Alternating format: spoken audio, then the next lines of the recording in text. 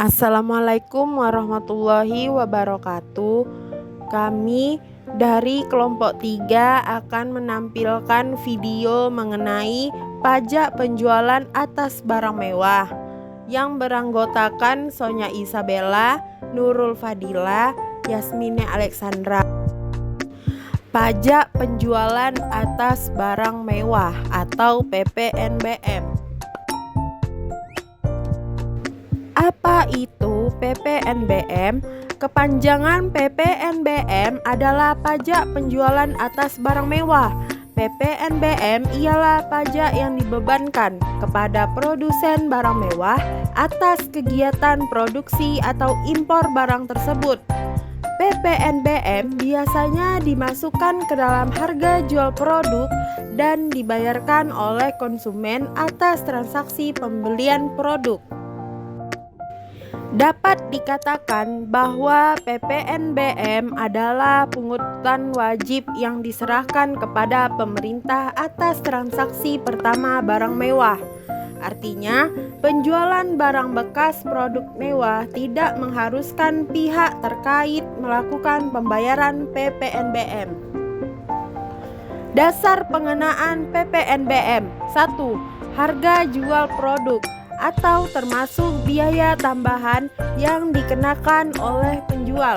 Yang kedua, nilai impor atau cukai impor, uang dari biaya masuk serta pungutan lainnya. 3. Nilai ekspor atau semua biaya yang dibebankan oleh eksportir. Yang keempat, biaya penggantian atau termasuk biaya penyerahan ekspor, jasa kena pajak, dan barang kena pajak. 5. Nilai lainnya.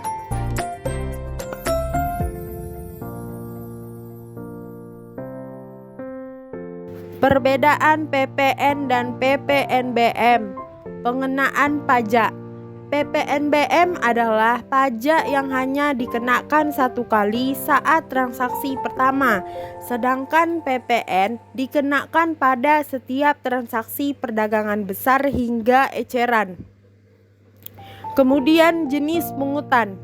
Dari jenis pungutan, PPN adalah pungutan yang didasarkan atas nilai tambah barang, sementara PPNBM adalah pungutan kepada barang golongan mewah. Mekanisme pengkreditan.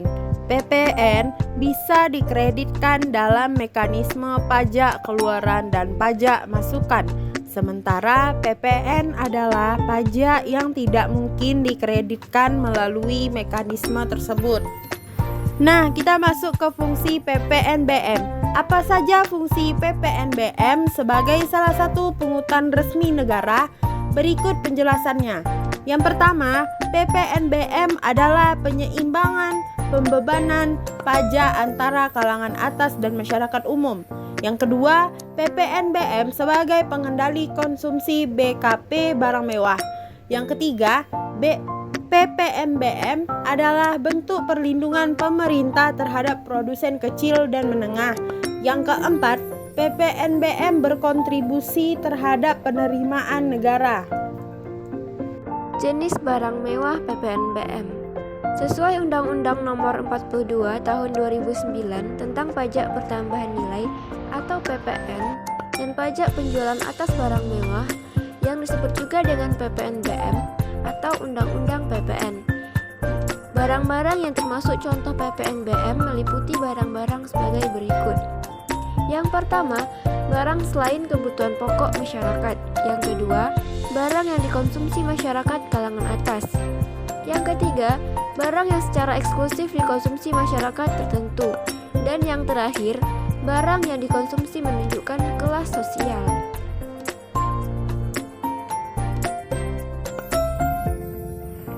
Tarif PPNBM.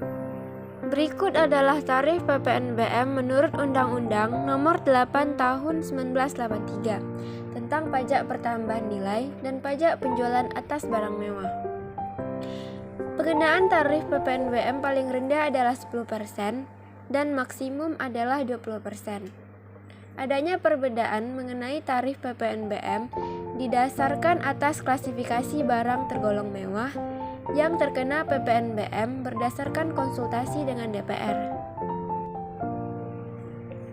Namun, guna memacu transaksi ekspor produk dalam negeri, PPNBM bisa bernilai 0% bila produsen mengekspor barang mewah tersebut.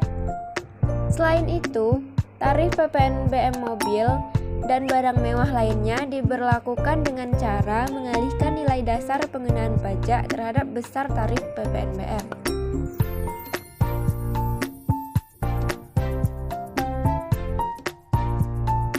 Cara menghitung PPNBM. Berikut adalah contoh cara menghitung PPNBM untuk barang mewah. Pak Dani mengimpor BKP atau barang kena pajak mewah dengan nilai impor senilai 7 juta. Sedangkan tarif PPNBM yang dikenakan misalnya 15%. Sehingga diketahui apabila dasar pengenaan PPNBM adalah 7 juta dengan tarif PPN 10%, maka PPN sama dengan tarif PPN kali dasar pengenaan pajak.